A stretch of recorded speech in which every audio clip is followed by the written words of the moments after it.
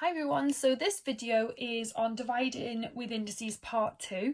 In my first video on dividing, I shown you what the rule was when you are dividing powers, okay? And the rule is that you are allowed to just take the powers away from each other because they cancel each other out.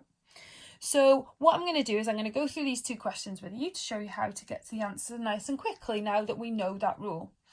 So if you've seen my video multiplying with indices part 2, you'll know roughly how to do this. So this is, you do it in exactly the same way.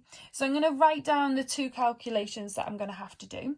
So we're working with the big integers first. I call them the big numbers so they stand out, okay? So we'd work with that one first. So we're going to do 12 divided by 3, okay? So that gives me my first number.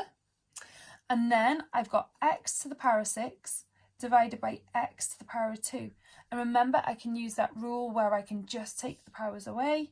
So it's x to the power of 4. The next one, again, I would do 20 divided by 2.